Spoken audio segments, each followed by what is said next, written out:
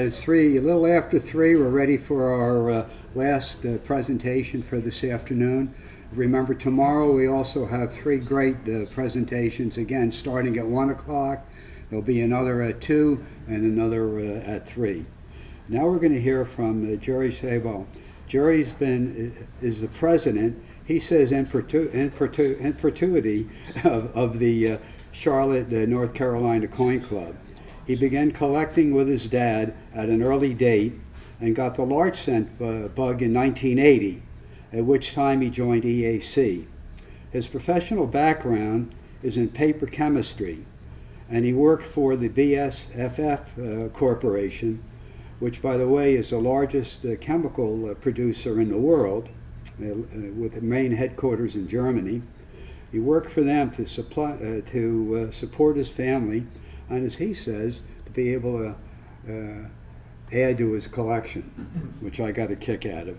He retired about 3 years ago, and now he's focusing on his coins and also on his growing collection of grandchildren. Jerry? Yes. Thank you, Lou. Thank you. Thank you, everybody. This is a rather animated presentation here. I hope you can get a good look at it. It's messed up dies, but it's a microscopic look at messed up dies, given it on the corrected date of June 23rd. This is an SPC disclaimer, SPCC. No coins were harmed during the filming of this presentation. That's the Society for Prevention of Cruelty to Coins.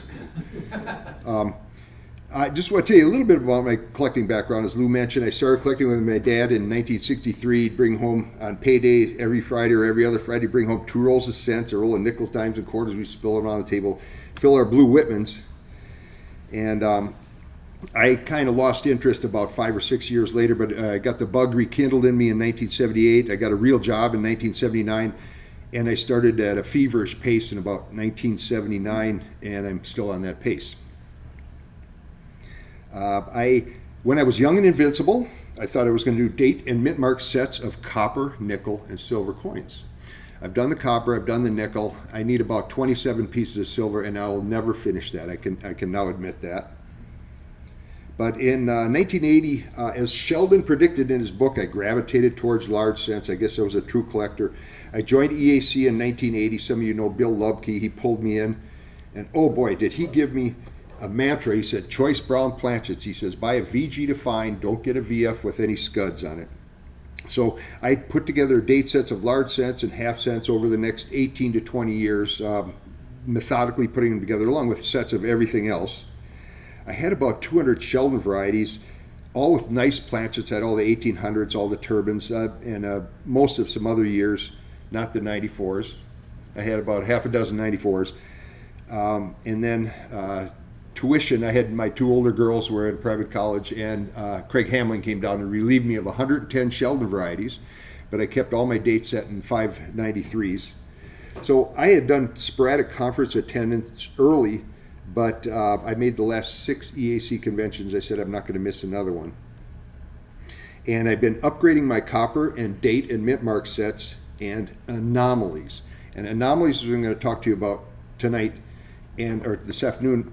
I'm going to have one mild apology here. This is not all copper. I collect everything. I've got a lot of copper in here, but I have all different denominations, as you'll see. So a close examination of some messed up dies.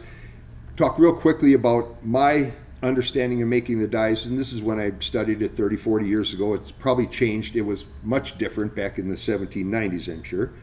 I'm going to talk about die anomalies, over dates, repunch dates, over mint marks, double dies, outright blunders, and then some striking affectations. Some things happen to the dies while you're striking coins. And I've got one other thing on strike doubling, which is not really a die problem. It's a mechanical thing. All the way along, I'm going to give you a microscopic look at expediencies, imperfections, causations, and plain old shoddy workmanship. At the end, bonus, I'm going to give you one on graniting. Graniting, I'll tell you what that means. So it starts with a cheap microscope. A friend got me a cheap microscope, and it was a cheap microscope. So they're about 35 bucks. I used that for a while, take a bunch of pictures, and then I upgraded to a slightly less cheap microscope. It's about $70, but it's just mostly metal instead of plastic. Real easy, you hook them up, just plug into your computer. So making the dies, all dies are made at Philadelphia, and the design is selected from various submissions and contests, and then the artist makes a plasticine model. It's 12 to 15 inches in diameter. It's raised, of course. They coat it with a graphite. They treat it, copper plate it, mold it, and then they recast it in plaster. And then they take the Janvier device, and it's a reducing device. It's kind of a mechanical thing that traces out on their pattern and carves it out onto a die and makes a master hub. It's raised and it's undated. Then you take that and you date it and anneal it, and you make a working hub. And from the working hub, you make all the working dies. And you normally hub several times. So this is where doubling happens. If something happens, it rotates between hubbing.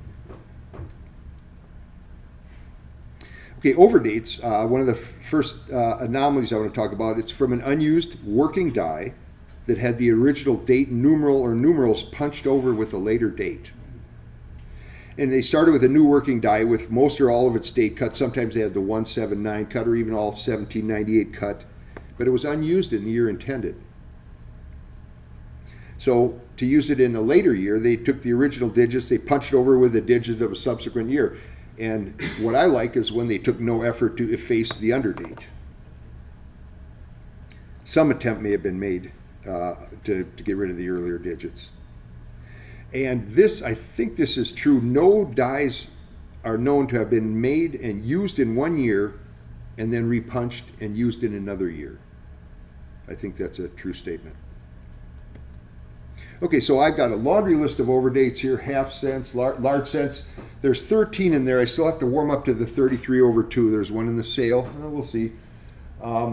Flying Eagle cent, some other nickels and dimes, etc. Bust halves also has a whole bunch of overdates. Probably the only series with more than large cents. And I'm going to show you a few of these. The 1802 half cent.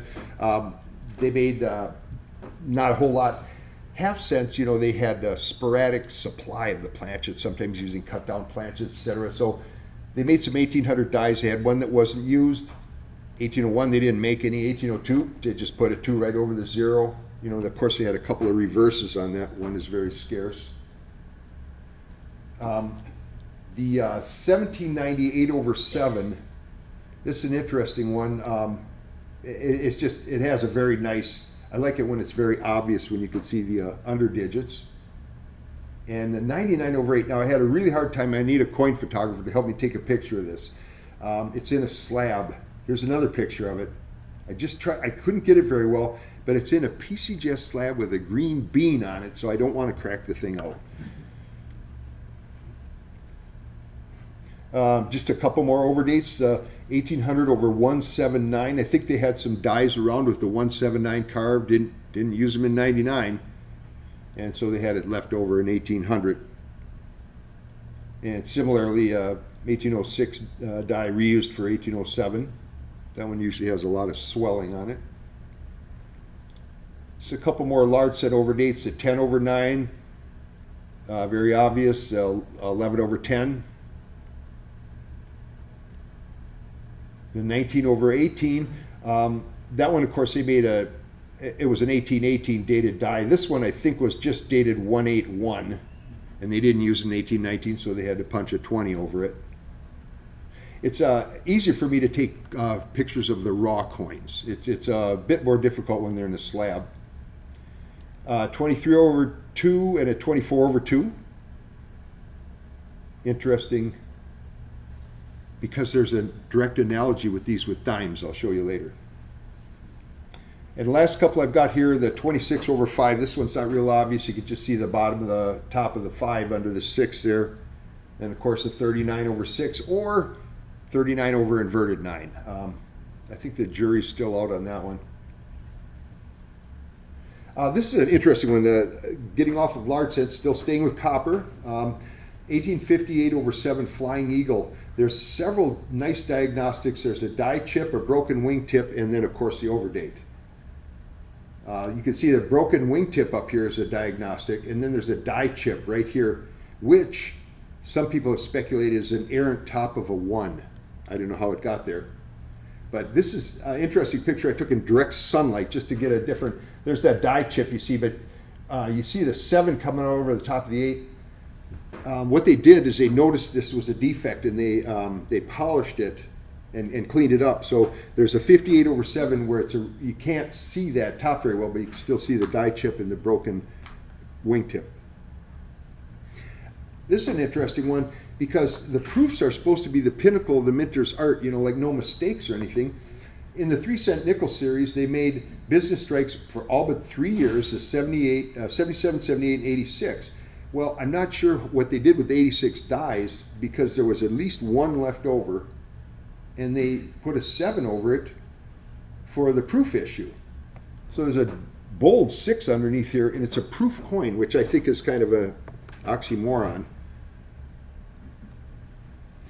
This is very interesting, though. 43/42 Jefferson nickel, a wartime issue. There was 1 extra 42 die left over, and they repunched the entire date because they use a gang punch when they do it. And if you look, you could see that the 4, the 9, the 1 are fairly doubled. But this is a really nice 3/2. There's a similar one with a die crack right here, a die break. But you don't see the horizontal bottom of the 2. You have to see that for it to be the legitimate article.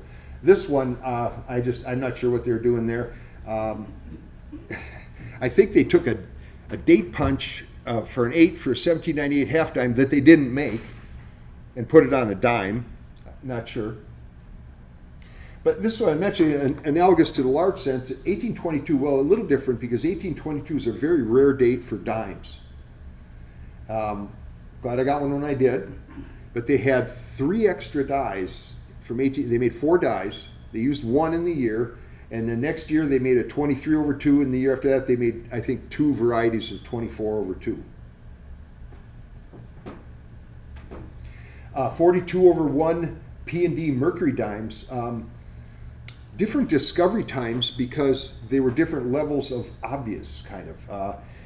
This is the 42/1, and it sticks out a bit more than the 42/1D. This is not quite as prominent. So these average grades of these are 50-55. Average grades here 45-50 because they were picked out later. Just another one with they didn't do much of anything to the underdigit. I love that. Great bust quarter. I have all the overdates of the bust halves except the 17/14, which is prohibitive. And there's some very nice ones. This one I said you could shave with this one. It's got such a nice texture on it. This one I jerry picked. I got a term jerry picking. When you cherry pick, like Dennis goes and he finds something neat and he knows what it is. I went and bought a $50 because I thought it looked nice. It's 1824 and it was in a PCGS MS63 holder. The guy apologized. He had to charge me a little overbid. And I took it home and I go, oh my gosh, that's a 4/1.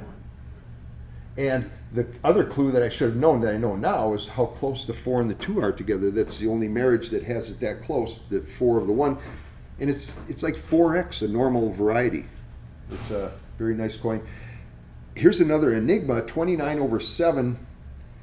They call it over 7. They used to call it 29/27, but they don't know what's underneath this one because if anything else, it has a square base under there. So it's not a round base too. But then some of the stars are from a previous era. They changed the star design in 1828. So this is probably a 29/17. And I don't know how a die would sit around that long unused. Last bust I have is 24/various. There's a 0 and a 2, and I don't know anything else under there, but it's pretty messed up. $50. This is an interesting one. Using a logotype. I'm talking more about a logotype, a gang punch for the dates. But this was an 1846, and here's the bottom of the 6, and here's the bottom of the 1. You can see part of the 8 down here. It was punched way low, and then they reused the die in 1847. 55/4, the only pickup here is the bottom of the 4 right there under the 5. 1802/1 bust dollar, there were 2 dies left in 1801. and they stamped them over with an 1802. There's a near date and a far date. This is the near date because the far date just has the 2 over farther, and the 1 is even more prominent on the other variety. This is the scarcer one, though. And I think these are the last over dates I have.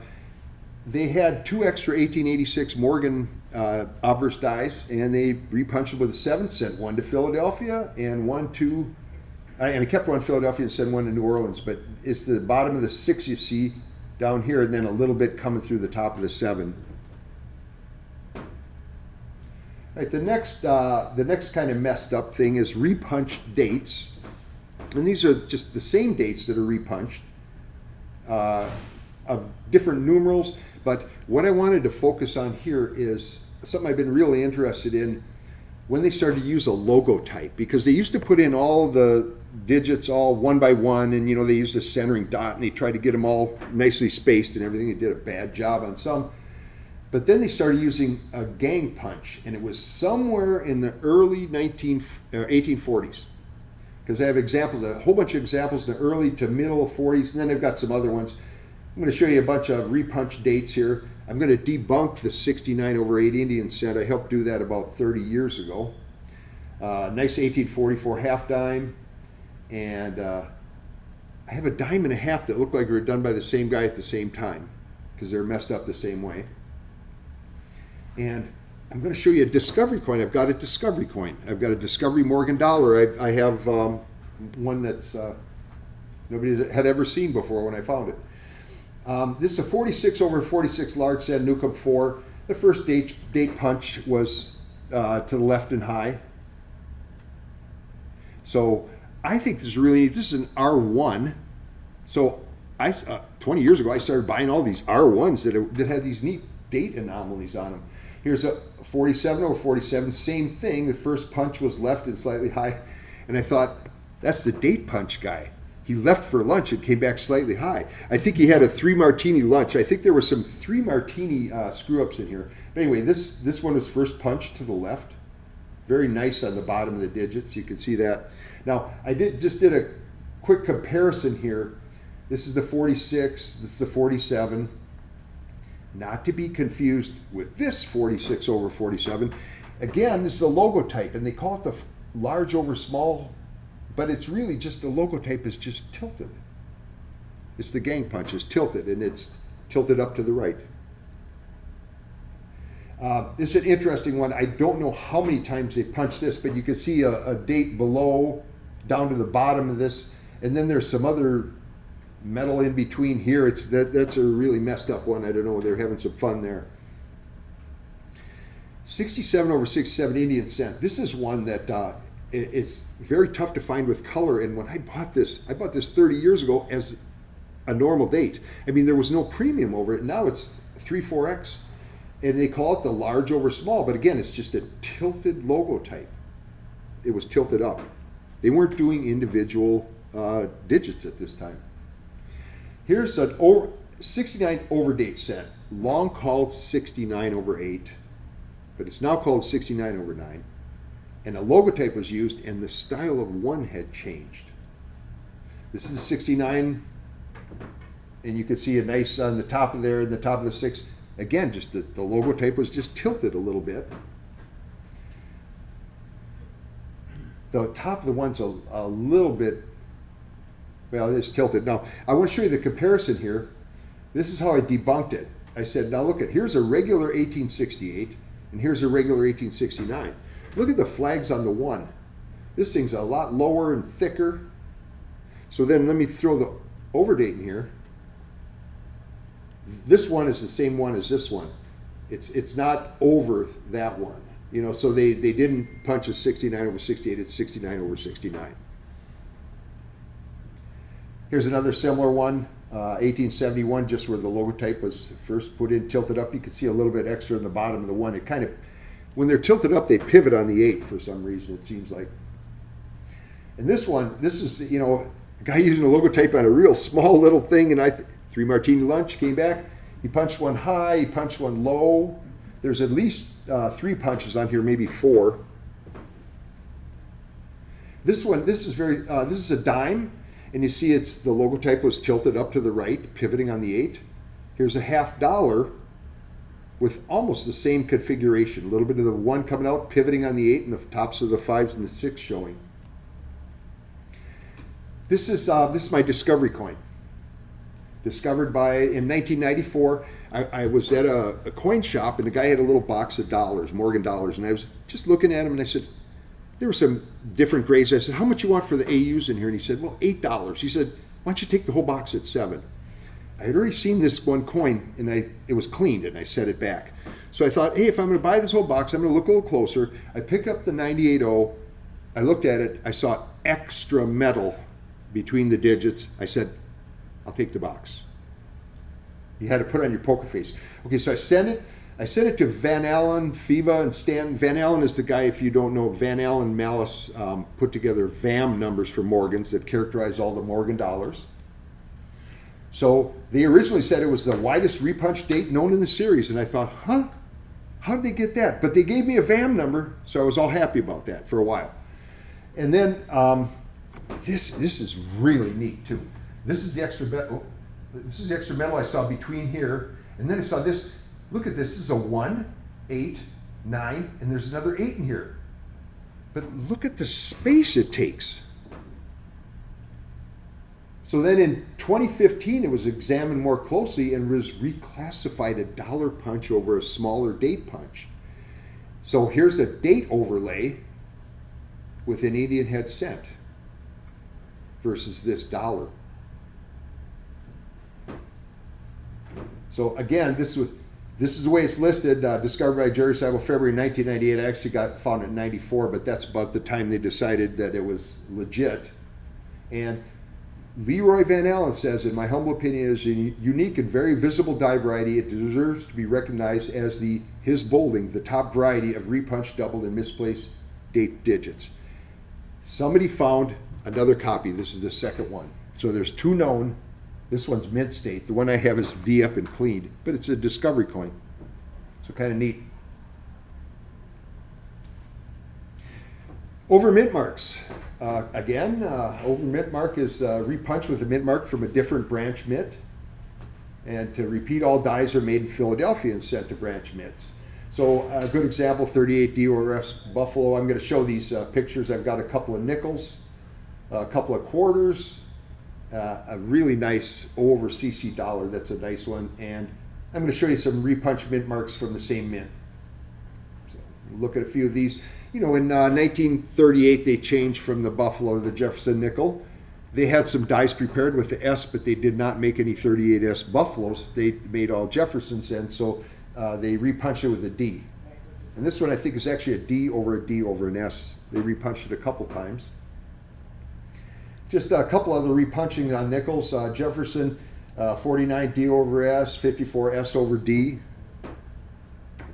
This always confused me when I was a kid, and then I realized, okay, they're made at the same mint. But at one time they had some S dated, they needed Denver, and another time they had some D dated, they needed San Francisco. So these are the same year, but they have a D over S and an S over D of the same year. This is one of the neatest ones. In 1893 was the last year of coins and dollar production at the Carson City Mint.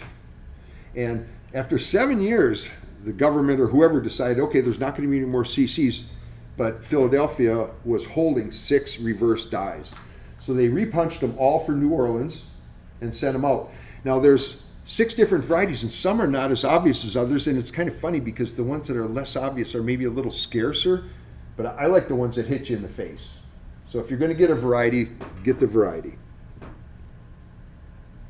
Repunched mint marks, this is just a couple of, D over D, S over S.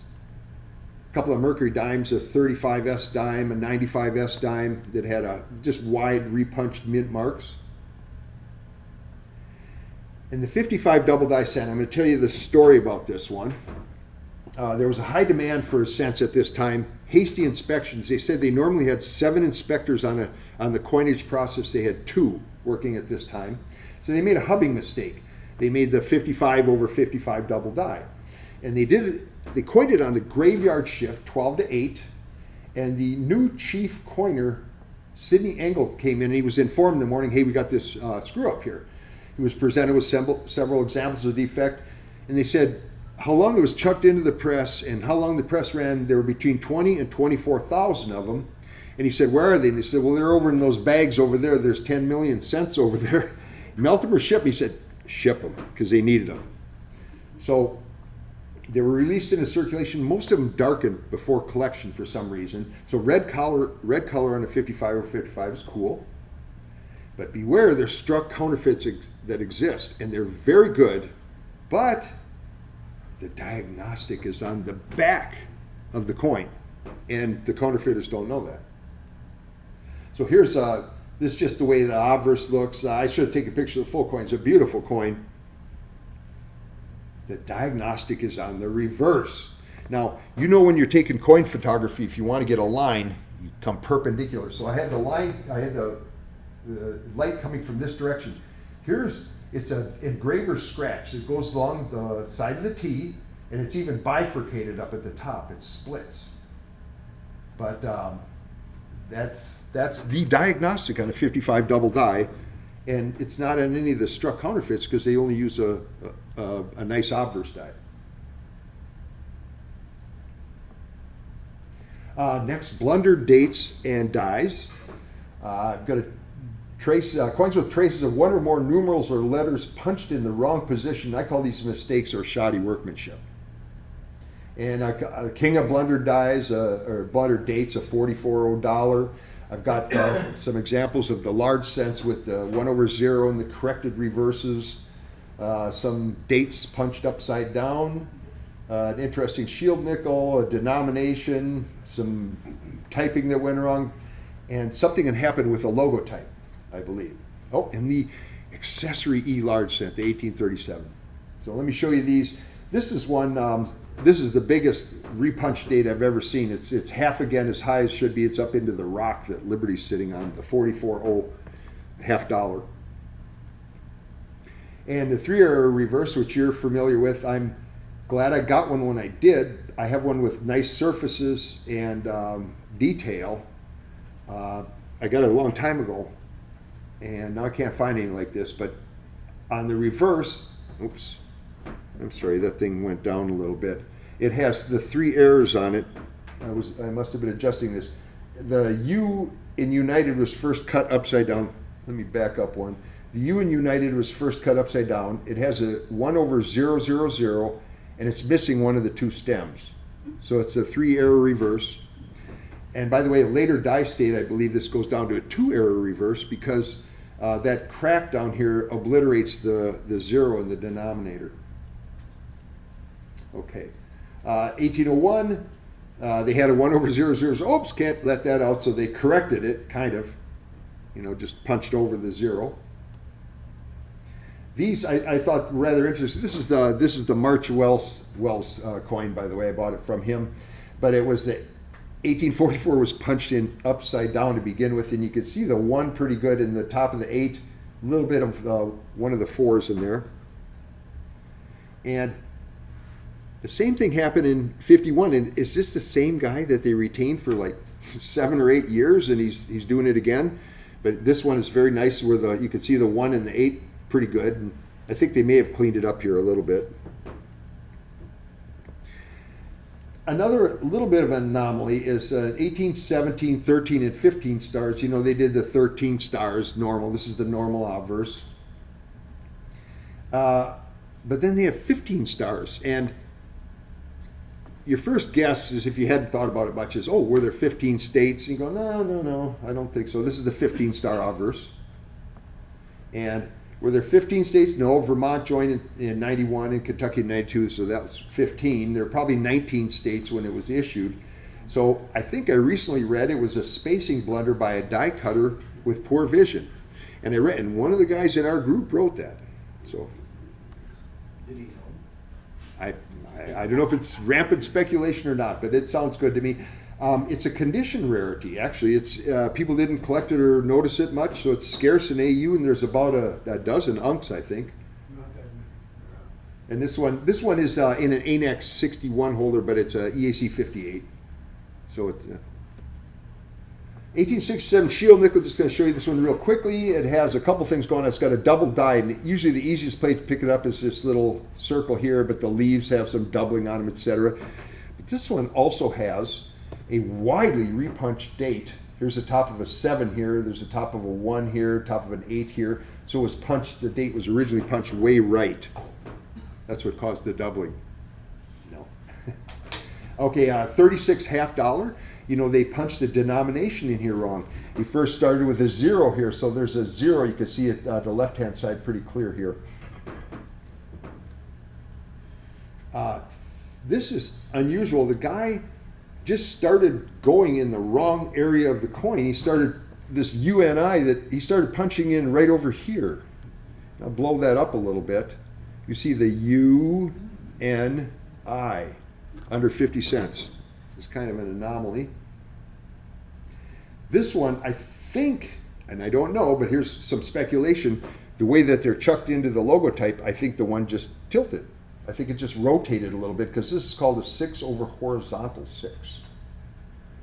And it was punched again with a gang punch, so I think what happened was that wasn't affixed in there very well on the last digit. This is one of my favorite large cents. It's an accessory. I don't remember the Newcomb number. But under the E in America, somebody took a test whack in the wreath.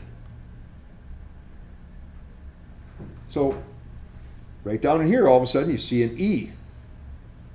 Now I did a Jerry Sajbel colorization. It's not quite like Ted Turner. But see, I colored it red there so you could see it sticking out more. But there's a whole E, and the speculation was the guy just wanted to see how that punch was going to hit. Expediencies, a couple of fun ones here. Where's that digit punch? Well, then give me something close. 1795 half cent. Where'd they get that one? Now, you've seen this one before. It's 1795. This is the non-punctuated date. The two big types are the regular date and the punctuated date. That's the I from Liberty. That's not a 1, it's the I from Liberty. And on the punctuated date, it's a regular 1. And then this one, 1808, the normal date, where'd they get that second 8? And now this is the 8 over 7, which has, you know, a normal kind of 8. It should be similar. And this is the 1808 normal date. And I don't know if I've heard, read, or speculated, or all the above, that these are the 2 zeros in the denominator that they use to punch that second 8 in there. They're the same size. The next item is clashing, damage, wear, and repair. You know, die clashing, two dies coming together without the benefit of a planchet in between to soften that blow a little bit. And, you know, some of the transfer of the design elements from one die to the other. There's a number of coins in the sale that have good die clashing. Smaller denominations and harder metallurgies, and I think it's the pressure they have to press at it, and then the smaller denominations, sometimes just feeding them into the dies doesn't work very well. I've got a few examples I'm going to show you here. And then die damage and breaks, the spiked chin, I'm going to show you wheel spokes, knob on ear, which is a different kind of a defect, extensive die wear, and then a couple of nice repaired dies that you're familiar with. 1865 3-cent nickel. This is just one with a very nice clash of the face over here, which I colored in there. This is an 1853 half dime with the date clashed, and the date is clashed here. Of course, it's backwards because it's on the other side and it's upside down. So what I did is I rotated this coin backwards, upside down, and then I colored in the date. But that's 1852 date. 3, excuse me. This one, just a couple of wild clashes. I don't know if it clashes way out of the collar or something, but there's a Liberty here and there's a Liberty here. There's two nice Liberty clashes on it. I don't know how the one gets so offset. Spike chin half cent. Again, this is photograph's okay. I was through some plastic. But, you know, the speculation on this is that during striking, a machine screw fell on the coin, or the blank, and disrupted the die. So this is like the head of the screw, and these are the threads. Later, the thing got over to the side and made another impression here. So that's like the head of a machine screw and the threads. There's an analogous one on a bust half that a friend of mine who's a bust half nut measured and said, oh, that's a metric pitch. That makes sense that in 1813, when they made this $50, they had metric equipment. Interesting. So the wheel spoke, you know, this is one, there's one in the sale tonight. I don't know what these things go for, but this one was jerry picked out of a farm auction. I paid $30 and 10% to get a wheel spoke. And it's a little nicer than the one in the sale. It's probably a VF. They come mushy on the back. But this one, you know, has, and I tried to color them in a little bit, it's got 5 radial die breaks in the late state here.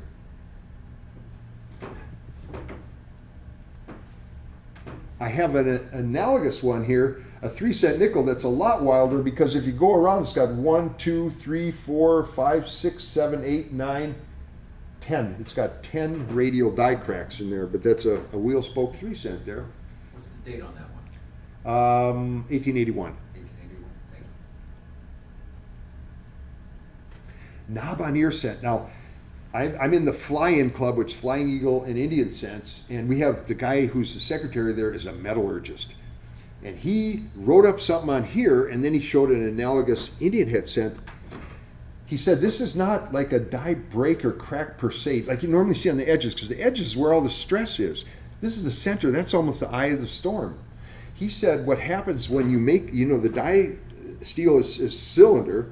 He said when you make it and heat it and then cool it, it cools and, you know, it reduces its diameter, it reduces its dimension. He said, but the way it does it is it suffers in the middle of the cylinder, and you have what they call pipes that are microscopic tubes that form inside the actual ingot or the die steel. And he said what this is, right in the center, he said that was a weak point in the die because of this channeling, because of irregular shrinking when the die steel was made. And then this is an earlier die state. I have a very nice later die state. This is about, I know there's about 8 die states, and this is like the 7th. It's not quite terminal. This is just one, I just want to show you this one. This is actually, this coin is an EF coin, and it's got luster all over it, but the dies were just about shot. You could tell they're falling apart down here and breaking up. There's radial die cracks, a lot of little dots on the wings, little chips all over. But that thing's about shot and ready to come out of service. 22D cent obverse repair. Okay, approximately 31 1922 D obverse dies were made in Philadelphia and shipped to Denver. Denver in late February 22, they'd used them all up. They said, hey, we need more obverse dies. And Philadelphia said, no, we're busy making the 1922 peace dollars that everybody wants to collect.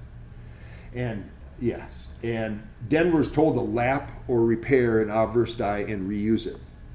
So they polished up. If you think about the way the die is, it's in cuse, it's sunken in. If you polish down on the fields, you're polishing kind of into the elements a little bit.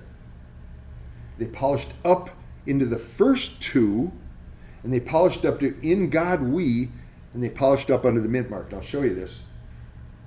There was a weak D variety that some people think is about, happened when they polished it, and then it kind of filled up with grease and dirt. And the last 4,000 to 10,000 made were the true no mint marks. But see, they polished up under the 192, but not under the second 2. The second 2 is always higher relief than the first 2. That's a good diagnostic. And also, you're missing a lot of the coat detail here. On a normal 22 plane, the coat would come down about like that. The In God We, they polished up into, so it's very mushy, and trust is always distinct. And that to me is the best indicator of a 22 plane. I bought a bad one in 1980, and that's how I figured out how to tell a good one. So people can learn by my mistake. The L in Liberty is slammed against the rim, and then this doesn't show it very well, but there's an engraver scratch from the top of the T to the R, which is another nice diagnostic. Yeah, you could, it's slammed against the rim, and then there's a scratch between the T and the R. 1937D nickel reverse repair. You know this one. This is a regular Buffalo nickel. This is the one, the 37D, that had the They polished up into the die or polished down on the die and polished away the front leg. There are some counterfeits out there where people can take and they can polish off the front leg, but the diagnostic on this one is a ridge right here. It's an arc of little dots. It's like a die ridge right there. We call it Peach Street. There's crude terms for it. Okay. Yeah. Sorry. Okay.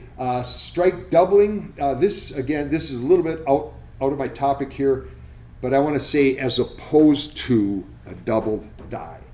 Strike doubling due to die bounce. Now, I call them chatter strikes is what I've always called them.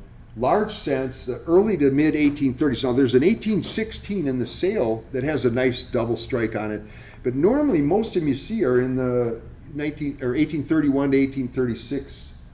I've got probably the best 34 I've ever seen.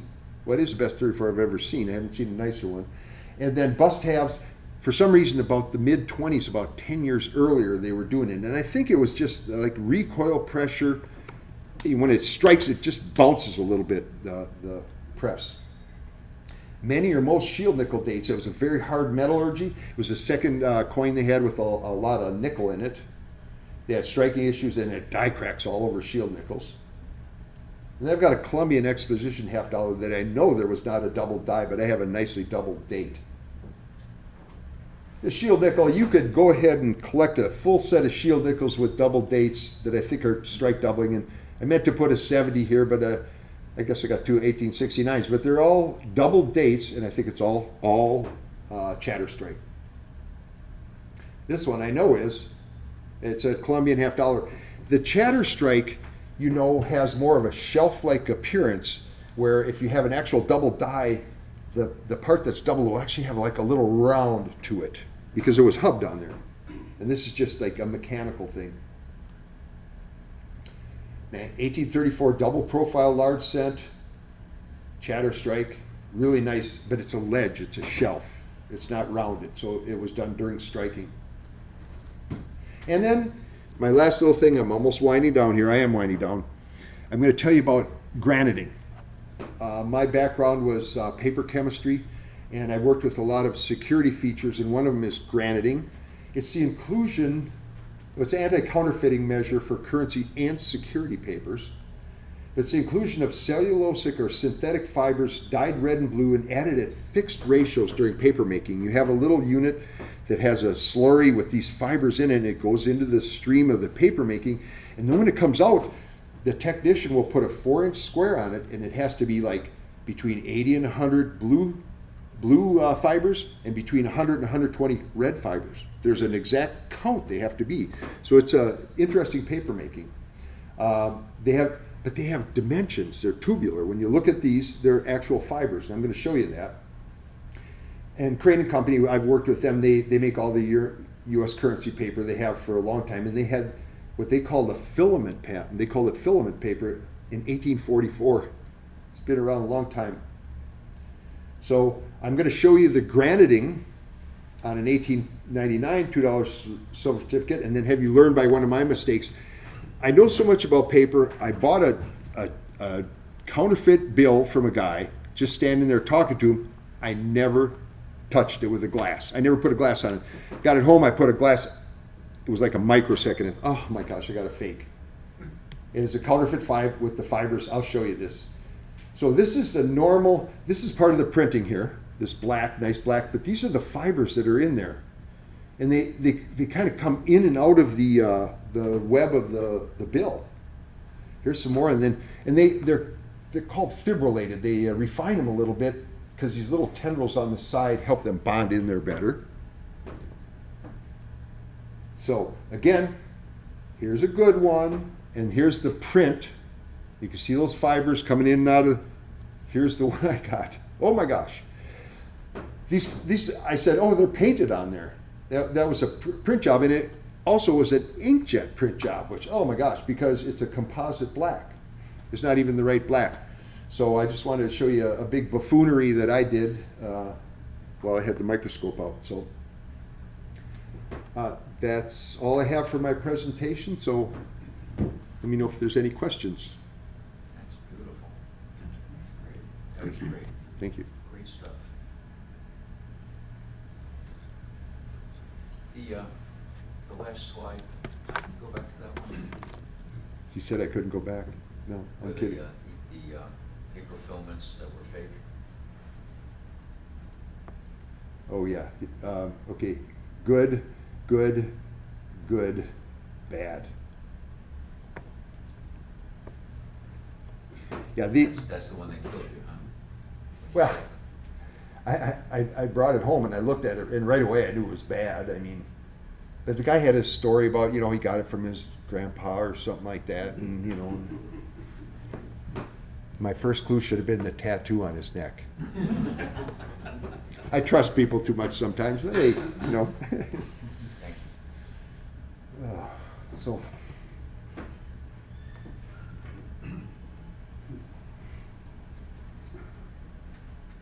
Do you isolate this part of your collection, or are your errors integrated into your? they're integrated. Everything's, yeah, pretty much integrated. Yeah, and I have a, like, big box for large cents and a big box for half cents, and then I'm kind of like, I used to do everything raw, and I put all my sets in capital plastic holders, like Walking Liberty halves, Buffalo nickels, Mercury dimes. I've got them all in capital plastic holders. I used to pop large cents out of slabs just to put them in I put them in little Lembit holders. They're really neat ones that came from, I don't know, Sweden or something like that. I don't think they make them anymore. But yeah, I just keep them in with the regular series. So, okay, any questions? Any others? Or? Yes. Say, you may have said this, and I missed it, but it looked like, always looked to me like all of these overdates, well, mostly I've seen them in large sense, but the digit that's overdated always is suppressed.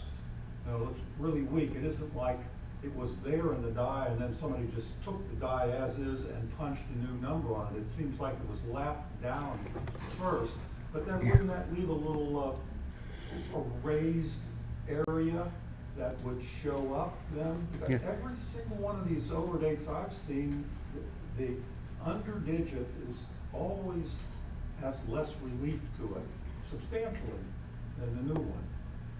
Do you see what I'm saying? And Yeah. I can explain that, my question clearly enough. No. I know what you mean. I think a lot of them. I think the neatest ones. I don't think they did anything to them, and I think just the way they punched in and mechanically. I don't know if you suppress the one below. Hold on a second. Now remember, I can't go back here. So. And I'm thinking particularly about large cents. Yeah. No, I was going to pull just a couple large cents up as a quick example here. I don't have the answer to that either, but, you know, when I worked on the 94s, that would, not that there were any overdates, but when there was any kind of, repairing like that, I just think that the overdate, the one that the punch that they were using, they hammered it in harder. It went lower into the die. And therefore, if it's lower in the die, it's higher on the coin. And that's the only answer I can come up with. Yeah. Is it right? I don't know. Is it And- wrong? Maybe it's not wrong. And with the second strike, that displaced some of the metal Does it that was fill already in here, some of Exactly. filling the That's other why fills one. in some of the other. that's, So they wouldn't have gone to all the trouble to try to lap it down or anything. It just I naturally got agree with what Jerry suppressed. says. You get some other issues then. I Yeah. don't think that's the case. Yeah. Okay. Well, that makes sense. Possibly But you last. see on the bottom one, the 2 over the 1, they're both quite strong because the 2 doesn't sink into the 1 in all of the spots. Yeah, exactly.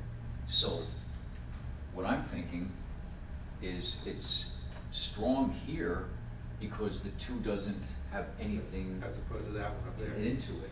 Well, yeah, and then look at the 8 under the 9 about how weak that is. But you know, you got always think about metal flowing too when you're striking. The 9 is So it might not want to. further down into the die. I seem to recall that somewhere, somebody said when they punch the overdate, it pushes metal, that metal has to flow somewhere. It's down, it doesn't all go straight down to the die, so it flows up. And then they lap the die or polish it down so it's a smooth surface. And what was sticking up a little bit that was right around the new punch gets worn off. Yeah. And that could also be why you see the underdates Mhm. kind of a little bit distant from the new strike. If it's directly over like a 2/1, you wouldn't necessarily get that.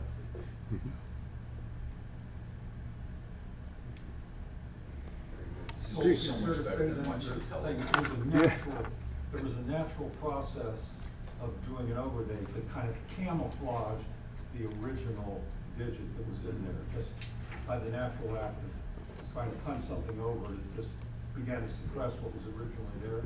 Well, I think that when you punch the punch goes into the metal, some of it flows up around the edge of the die that you're punching, edge of the punch, and then they polish it off to smooth the whole surface to get rid of that bump. Great. All right. Well, I backed up too much. My computer's locked up, so I'm going to shut it.